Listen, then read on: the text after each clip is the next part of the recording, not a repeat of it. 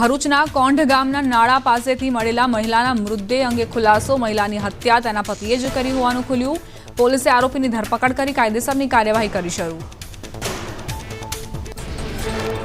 મધ્યપ્રદેશના બરગી ડેમના 17 દરવાજા ખુલાતા ભેડાઘાટમાં પૂરની સ્થિતિ.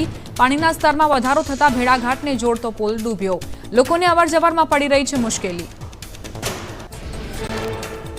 ઉત્તર પ્રદેશના બાગપત જિલ્લામાં વરસાદે મચાવ્યો કહેર. પાણીના પ્રવાહમાં કાર તણાવવાનો વિડીયો આવ્યો સામે. ભારે વરસાદના પગલે રસ્તા પર નદીઓ વહેતી થઈ. રોડ પર કમરસમાં પાણી ભરાઈ જતા અવરજવરમાં હાલાકી.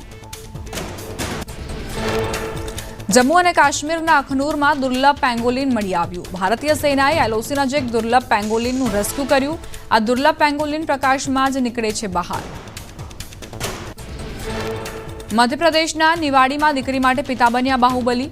ચંદામણી ગામે વરસાદથી પુલ પાણીમાં ગરકાવ થયો. શાળાએથી પરત આવતી દીકરીનું સ્કૂટર ખભા પર લઈને પુત્રીને નદી પાર કરવામાં કરી મદદ. બાહુબલી પિતાનો વિડીયો વાયરલ.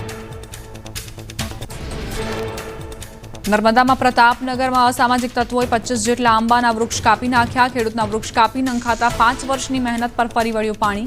ફરિયાદ આપી છતાં કોઈ કાર્યવાહી ન કરાયાનો ખેડૂતોનો આરોપ.